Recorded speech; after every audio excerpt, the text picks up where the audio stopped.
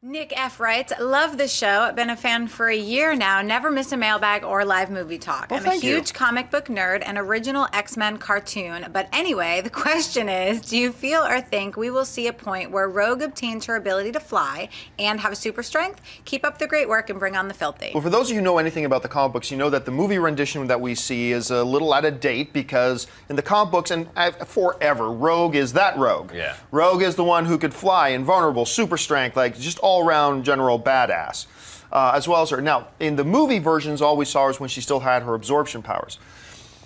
No, we're never going to see her as that in the films because if I'm understanding it right, and I'm hoping I'm a bit wrong here, to be honest, but they are now going back to the First Class cast, and that's going to be the cast moving forward.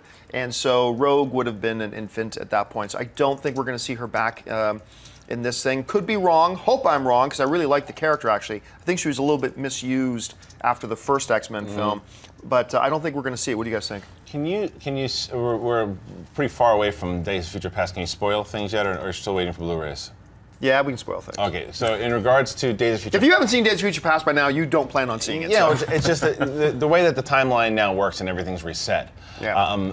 You can do a lot of things with Rogue. Granted, she will be younger, but they'll be able to find... A lot younger, but they can find her earlier, and if they go back and forth, what I am on the understanding of is, yes, they're going to focus a lot on the First Class crew, but they're also going to do more of a cut back and forth as well, from what I heard. I don't know how true it is or not, too, but it would be nice to see Cyclops and everyone else come back. And I don't think we'll ever see her fly and go to those powers because the X-Men movies that we have seen, although, yes, we get the mutant powers, they're still grounded in a certain type of reality to where if you start having her fly with super strength and all that stuff, too, you start going into a Superman realm as well, and those type of powers, it might even overshadow Apocalypse, which I don't want to do. I want to see Apocalypse be the main guy that can do all the really incredible stuff. So probably not.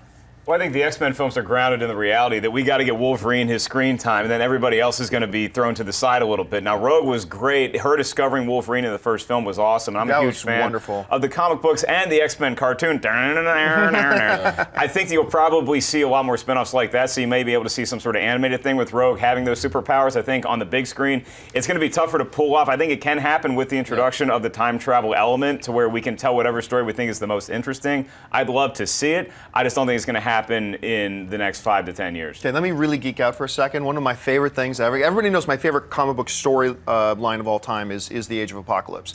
But in The Age of Apocalypse, this really geeks me out, and I still get geeked out over it. So Magneto and the really old Magneto and the really young Rogue are actually they're hooked up. I don't know if they're actually married or if they're just each other's partners, whatever. Yeah. And let's say, wait a minute, and they have a kid. And then you think, well, wait a minute, how can that happen? Rogue can't touch anybody without killing him. Well, see, Magneto has the ability to create a microscopic thin magnetic field around his body, so when they're touching it and doing the filthy stuff, they're not actually touching. Now, and it protects against all STDs. We should point that out. Perfect. He is a living magnetic conduit. It's amazing. Hey everyone, if you liked this video, click that thumbs up button and make sure to subscribe to our AMC Movie News YouTube channel. It's free and helps you stay up to date with all the latest movie news, as well as our daily AMC movie talk show. Also, make sure that you follow us on Facebook and Twitter to stay up to date with all of our special promotions, contests, and prize giveaways.